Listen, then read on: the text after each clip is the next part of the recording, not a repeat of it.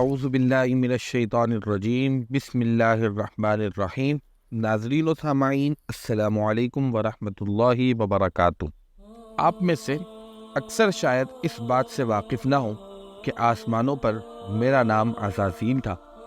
میں طاؤس ملائکہ، بادشاہ افلاک، فرشتوں کا امام، مقربین کا سردار، جنت کے بیت المال کا خازن اور معلم ملائکہ تھا۔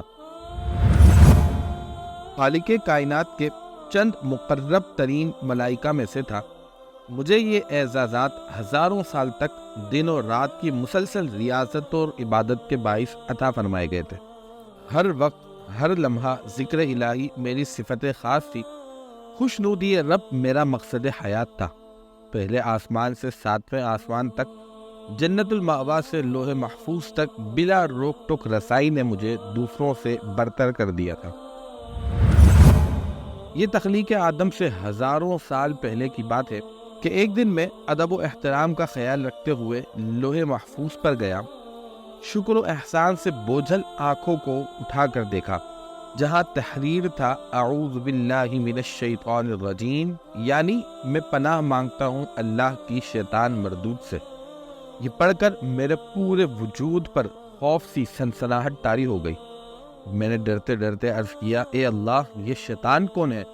بارگاہ خداوندی سے ندا آئی کہ اے عزازیل، یہ نہایت عابد، زاہد، برگزیدہ اور میرے مقربین خاص میں سے ہے، لیکن یہ تکبر میں مبتلا ہو کر میرے حکم عدولی کرے گا، پس میں اسے ملعون و مردود قرار دے کر راندہ درگاہ کر دوں گا۔ رب ذوالجلال کی اس بات سے میں لرز اٹھا، میری زبان پر لڑکھڑاہٹ آ گئی۔ اٹکتے لفظوں کے درمیان پھر عرض کیا کہ اے معبود برحق، کیا میں اس سے واقف ہوں؟ ارشاد ہوا، وقت آنے پر تو نہ صرف اسے پہچان جائے گا بلکہ اس کے انجام سے بھی واقف ہو جائے گا۔ عرش معلیٰ سے آنے والے اس جواب سے میرا وجود کانپ اٹھا۔ بے اختیار آنکھوں سے آنسو جاری ہو گئے۔ میں نے سوچا، آخر وہ کون بدبخت و بد نصیب ہوگا جو ہمیشہ کے لیے نشان عبرت بن جائے گا۔ تاہم وقت گزرتے گزرتے میری ذمہ داریاں اور مصروفیات مزید بڑھ گئیں۔ فرشتوں کے استاد کی حیثیت سے میری ذمہ داری درس و وعظ بھی تھی، جس کا آسمانوں میں دور دور تک چرچا تھا، اور ملائکہ کی بڑی تعداد اس میں شریک ہو کر مستفید ہوتی تھی۔ جب میں ان محافل میں حضرت جبرائیل، حضرت میکائیل، حضرت عزرائیل اور حضرت اسرافیل جیسے مقرب فرشتوں کو دیکھتا تو اپنی برتری کی ایک لہر میرے سراپے میں سرور کی کیفیت پیدا کرتے ہوئے گزر جاتی۔ شاید اسی کا نام تکبر ہو۔ بہرحال گزرتے سالوں کے ساتھ میری درجات بلند ہوتے چلے گئے۔ اب میری حیثیت بادشاہ افلاک کی سی تھی۔ اتنے بڑے مرتبے کے بعد مجھے عاجزی و انکساری پیدا ہونی چاہیے تھی، لیکن معاملہ اس کے برعکس ہوا۔ مجھے یوں محسوس ہوتا تھا کہ جیسے میرے اندر سے ایک آواز مجھے کہتی ہے، اے عزازیل، تو ان سب میں سب سے افضل ہے۔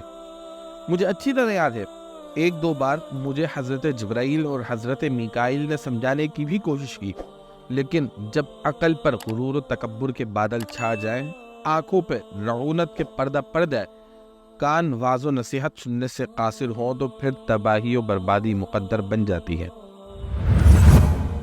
پھر ایک بدقسمت دن یہ سب کچھ میرے ساتھ بھی ہوا۔ رب ذوالجلال نے میری ہزارہ سالوں کی عبادتیں میرے منہ پر دے ماری۔ میں جو طاؤس ملائکہ تھا، اب ملعون و مردود بن چکا تھا۔ مجھے حضرت انسان کا کھلا دشمن قرار دے کر لعنت اللہ علی شیاطینہم کے لقب سے نوازا گیا۔ قرآن پاک میں 88 بار شیطان اور 11 بار ابلیس کے نام سے میرا ذکر کر کے انسانوں کو مجھ سے دور رہنے اور میرے شر سے بچنے کا حکم دیا گیا۔ باری تعالیٰ نے 1,24,000 پیغمبروں کو دنیا میں مبعوث فرما کر قوموں کو میرے مکر و فریب سے بچنے کی تلقین فرمائی۔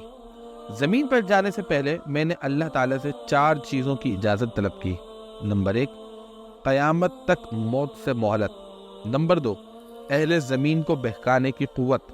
نمبر 3، حیت تبدیل کرنے کی صلاحیت۔ اور نمبر 4، اولاد کثیر اور ان کی طویل عمر۔ اللہ تعالیٰ نے مجھے فرمایا، جا، تجھے اجازت ہے، لیکن میرے نیک بندے تیرے فریب میں نہیں آئیں گے۔ اور جس نے تیرا ساتھ دیا میں تجھ سے اور ان سب سے جہنم کو بھر دوں گا۔ اب میرا کام آسان ہو گیا تھا۔ میں ان لوگوں کے نفس امارہ پر قابو کر کے اپنی وسوسہ اندازیوں اور وسوسہ کاریوں کے چنگل میں پھنسا کر برائیوں پر آمادہ کرتا ہوں۔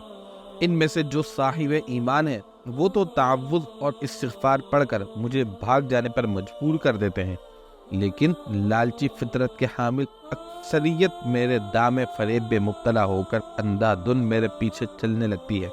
پھر یہ خود ہی شرک کو تعلیم، کفر و فسق کو عبادت، نافرمانی کو حاضر جوابی، بدتمیزی کو بہادری، موسیقی کو روح کی غذا، رقص کو جسم کی شاعری، مذہبی اقدام کو فرسودہ، دینی روایات کو قدامت پسندی قرار دے کر شرم و حیا کی چادر کو تار تار کر دیتے ہیں۔ ناظرین، حضرت آدم علیہ السلام کے دنیا میں آنے سے پہلے اس دنیا میں کیا تھا، کتنی مخلوق آباد تھیں، اس حوالے سے انشاءاللہ عز و جل اگلی ویڈیو میں گفتگو کریں گے۔ اگر ویڈیو پسند آئی ہے تو ویڈیو کو لائک کیجئے، چینل کو سبسکرائب کیجئے تاکہ نئی آنے والی ویڈیوز آپ کو مل سکے۔ اپنا خیال رکھیے گا۔ السلام علیکم ورحمۃ اللہ وبرکاتہ۔